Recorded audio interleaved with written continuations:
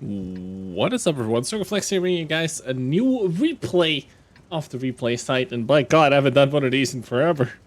But yes, we are here on Swamp 10-5 matchmaking the way I like to see it. We're following Lost Llama from the Roderick clan in a tank that I entirely skipped, and that's why I kind of caught my eye. It's WSAT Juan FT from the Mexican tech tree. Very interesting.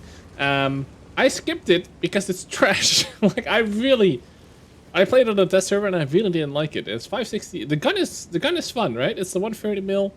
It is 271 base spin, the heat pen of 340, and HE for 65 with 660 damage. And he's also running food, repair kit, and a normal medi kit or first aid kit. So yeah, we are on Swamp, and well, first thing you do on Swamp is take a look if the enemy team is dumb enough to climb on the 2-line here, so you can get some free shots. That's pretty much how it works, and it gives me a little bit of opportunity to talk about the tank because it is actually nothing special. Yeah, like you'd think by the way it looks that it should have some armor, but it has like a pike nose kind of design that just doesn't work. The lower plate is cheese, and yeah, at least the gun is pretty damn nice. And you know, it's not one of the highest alpha guns, but I quite like the 130 mil on this you know, on this tech tree in the tanks. Like I think the what is the 113 has a 130 mil or so. And yep, there we go. Very meaty sound as well. The sound of the 130 mil is also really fucking dope. And yeah, we're at Swamp. I mean, this is typical Swamp, right? You wait to see if the enemy is dumb enough to climb up there so you can get a couple of free shots, and then 10-5 matchmaking on Swamp. I cannot really, you can't really spend your time better than this, to be honest. You get another nice, juicy, almost 600 out of it. Remember that the alpha is 560, so pretty damn good roll. And the T42 is like, oh, you know what? I just took a hit to the face, but man, I would love another one. So he gets taken out. 507 damage. We're up to 1600. Easy peasy. As Swamp usually goes. Now the defender actually managed to climb up without being spotted at all, and we're just checking here if there's anything else, because remember this tank only goes 35 kilometers an hour. It's not the most maneuverable thing that's ever been played, and you can also see that we don't have the maximum fuel range, so yeah, even with food. So I don't know what kind of crew we're running here. Obviously I wish you could see that on replays. It would probably be cool for All Things 1.0 or something if the replay system is a little bit of work on. So now I'm not too sure what he's doing here, the Lost Llama, because I think he's gonna check for the T28. He gets the spots, but obviously you're gonna get spotted. So actually just straight up pens the front of the T28 there. That was not the weak spot he aimed for, so that was pretty lucky. So that's the things you can do with having 271 base pen and then 25% RNG. That pen roll can roll pretty ridiculously high. And I actually haven't shot the T28 that much, so maybe that shot is not as silly as it sounds with 270 pen. But it looked like he was going for the cupola and just missed and hit it flat on. Now another thing you will notice that the thing only has 1000 HP. I feel like this thing should get more HP, like a Ferdinand, like 1500 or something like that. But, you know, it is what it is. Also, it has 100 less health than an ISU, which is also weird. So there's a whole lot of things that I don't like about this tank. And the maneuverability being one of the biggest issues here. And if they're gonna make it this slow, I wish it had actual armor. If you take a look at the tier 8 premium tank, it is infinitely better than this tank, in my humble opinion. Has a slightly smaller gun, but better in every way. It's basically an SU-122 44, you know, times 2, basically, at only 1 tier higher. And I actually quite like the premium because of that, because it's so maneuverable, packs a punch, and it actually has armor that works relatively well compared to most of the other tanks at that tier, like a tier 8 TD. So we get an unfortunate shot there. I'm pretty sure he wanted to go for the inner tracks, but you know, hit something like the lower plate, upper plate there. So now we're in a weird situation. As you can see here on mines, this is how it usually goes. You win your bottom left flank because it's easy as fuck to spot and shoot things, but the enemy actually pushed up here fast enough, and now they're pretty much surrounded, and you're stuck in this little foxhole here, which happens quite a lot on this map. and things are not looking too great. Now, we still have some tier 9s left, so do they though, so all is not entirely lost, but I mean, they're being outmaneuvered. The Conqueror is being really dumb. Like, there's nothing to be gained from this spot here. Artillery actually moving to this spot is really good, and that's something we don't see too often, because then you have to use your keyboard, and we all know that artillery doesn't like to use their keyboard, so at least RT is staying alive. And we're now just mounting some desperate defense, basically. Luckily, this thing does seem to have a little bit of gun suppression. Holy Suma Batman. So, the Suma is me, by the way, in case you're wondering. That was not him whilst playing. So now, like I said, we're just trying to mount some form of defense here. And this is where the armor kind of works. I mean, this is by no means can you rely on this. When using your full gun suppression, it does kind of work. Waffle got absolutely slaughtered by the big gun of our Waffle. Tries to auto-aim a shot in there. Something I would probably do as well. The STFE is climbing there. I don't think he has a shot. And now we're just being surrounded with STA-1 behind us still. The T-49, a lot of shit behind us. See, now the Swedish D jumps up. Oh, yes! Also, a nice thing about the 130mm, we can overmatch the Swedish Ds all day, every day. Because we have more than 122mm. Or more than 120, I should say. Which is also a nice thing about having a gun like this. So now they really need to take care of the Waffle. And the Lorraine shows up as well. 1300 health. Gets blasted for 800. Volbit on our one-shot range. Ugh, come on. There we go. Nice little shot there. We're up to 3600 damage. We're holding on barely. Like, it is pretty fucking ridiculous. Oh, don't get shot by the Waffle. I think he shot the alien up the ass or the prototype. Oh, T-28. Oh! Aim for low plate. God, I'm 560. That's actually exactly what we needed. It's the exact alpha that we had. So that is perfect. Luckily, we didn't low roll there. And now it's just a Waffle on low health. We got a prototype on our left. And now if we just work together, this Waffle should be toast. I don't think we can take the hit, even if he has the small. He has the big gun. No! Holy shit, that was hairy. But that's the kind of play you need to win these shitty games. You know, you need a little bit of luck.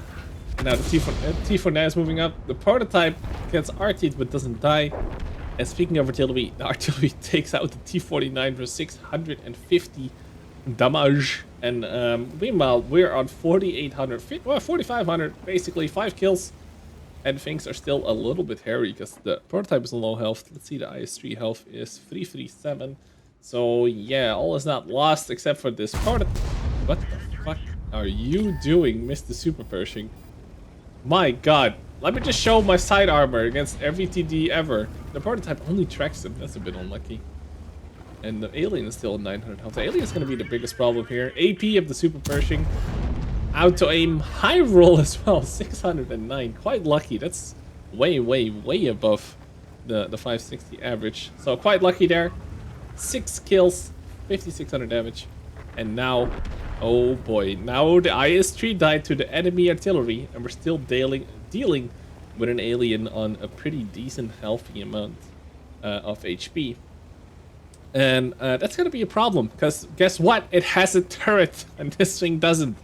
So now they're gonna have to work together to surround this guy, and they also have to be worried about the artillery, because that's gonna be reloaded by the time they engage. And the prototype is an easy one shot for the alien, but also the artillery. So this could get hairy very quickly. So he decides to load this first heat shell of the game. I mean, once you're in a game like this, you've done 5,600 damage, you're fighting an alien with a weird armor layout. I mean, it's easy to depend on the sides, but frontally it's gonna be quite a beast. So I don't really mind them loading the heat here. At this point, having fought off so many idiots, I would have loved to win the game as well. And taken away a little bit of that RNG. It's always nice. So prototype comes up. It's not the best assault vehicle we've ever seen, and also he's showing his entire side, giving the alien a really easy shot there. I'm pretty sure he's really poorly angled. Let's take a look. Yeah, he was just super poorly angled by the prototype. Like, it was going to be, you know, a risky play anyway, but showing your side like that, that's just asking for trouble, right? You should have just engaged almost head on, and should have called it a day there. And now things are really awkward. It's RT versus RT. and our boy in the WZ versus the alien tank. So what are we gonna do? This is all gonna be like who gets the drop on who, and we're in a really big disadvantage because we need 2 shots in the enemy to kill him. He needs 2 shots into us to kill our WZ here. So it's kind of whoever gets the drop, because the alien does have really shit DPM. So whoever gets the drop pretty much wins the engagement, I think, here. And now it's risky. Like, where's the alien gonna go? We also don't have full view range. The alien probably does. Oh, this is gonna get hairy real quickly. And the artillery could have maneuvered already. Like, the enemy artillery could be maybe D1 now or so. Stuff like this. The better artillery is moving again. I actually think the better artillery should have probably stayed around the K7 or 8 to have better shots. I don't think the alien is not the fastest tank. It's not the fastest tank we've ever seen. But wondering what kind of show he's gonna put on. I like it as well that Llama is actually communicating normally. Oh shit! There is the alien. Actually, really smart by the alien. It kind of gives some weird RT cover here, and he can use his turret and gun depression. Oh shit! We just got RT'd as well. 210 damage. We could still take 1 hit. It's a 320 alpha gun, so we can take 1 hit. If he just backs off, it makes use of his little bit of speed there. Luckily, backward speed doesn't seem to be half bad. But again, we gotta be mindful. We can get RT'd again, and then we're definitely 1 shot for the alien. So I think what he's doing here is to trying to proxy spot the alien, but there's just too much, too much of a hill between them to get the proxy off. But at least that better artillery now knows a little bit the vicinity that he's in, so the better artillery is actually in a really good spot here. Again, you can see how sluggish the WZ is. Like, every time I see people play this tank, I'm just like so glad that I skipped entirely. Like, the tier 7 seems way more interesting than this tank to me. It is a nice gun, but by god, did they make it slow. Like, if this tank goes a little bit faster, a little bit better to first speed, I think he would have a pretty decent tier 8 TD. But at this point, I don't know. You're just basically playing some kind of a low alpha ISU with less health or something like that, because the armor doesn't really matter compared to the ISU gunman, you know what I mean? I like this play though. Alien should be around here somewhere. There he is, trying to come up with that spot. Gets a nice shot, and he is down. And this is also something I really like here by Llama. He shoots the guy and then heads for the nearest rock and hugs it for all dear life. Because if you leave artillery to fight artillery, it's basically a casino roll at that point. So he's staying here for a while, reloads the gun, still sticks around. Hopefully, tries to get unspotted. And then we're gonna move up again, and after firing the 2 heat into the alien, we only have to shoot artillery. Might as well load the AP again, so that's always good to see. Using the 2 heat shells, just thinking about it. Putting some thought to it instead of just dabbing the 2 key at the beginning of the game and calling it a day, So I really don't mind that. If you're in a situation like that, like, whatever, man. The truth is that alien probably is gonna do the same, right? So now it's RT on artillery, and then we have our Llama in the back there. They did spot the guy. I kind of like what the better artillery has been doing this game. I don't know how much damage he's done, but at least he's been moving around. Most artillery would have just died on the bottom right, and he wouldn't have done nothing, So DW is spotted again, tries to get on the high here, see if he can get a shot in. I should start aiming here. There we go. He actually takes out the better artillery, and we miss the shot. Actually, a pretty close shot, but it is what it is. And we're running out of time now as well. Less than a minute. Obviously, the artillery is reloading. This is also super nice. I don't know if you caught on to this. He sees that the artillery is climbing up here. He probably was not spotted by the artillery because they usually don't have any fuel range, and he was moving, so binos would not have been up.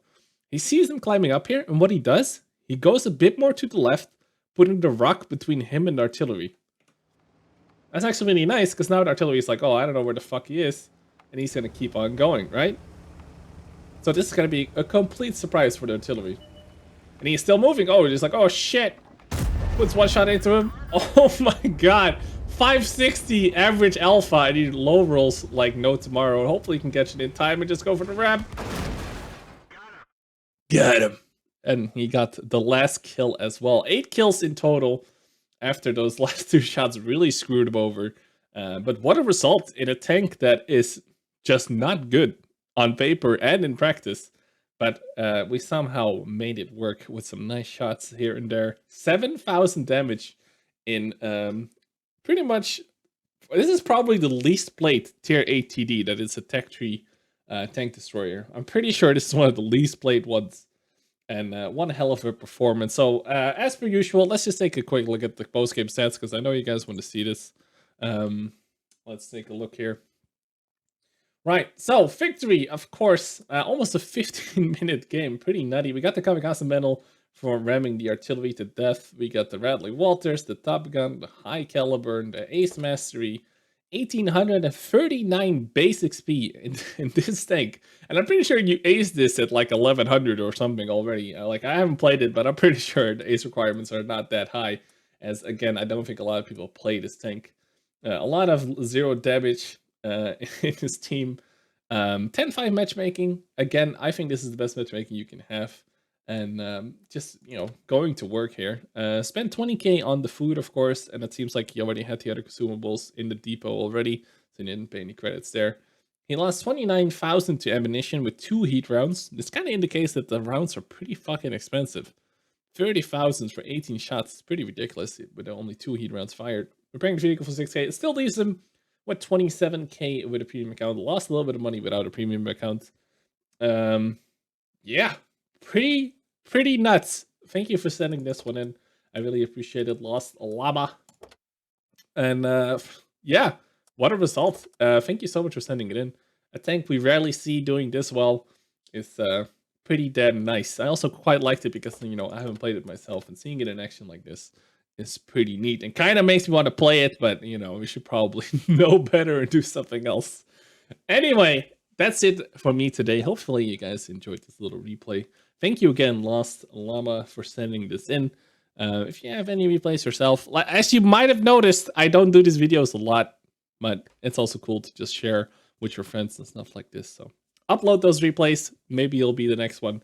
In the meantime, maybe check out some other videos I got. Subscribe if you haven't already, and I'll catch you guys later. Peace out.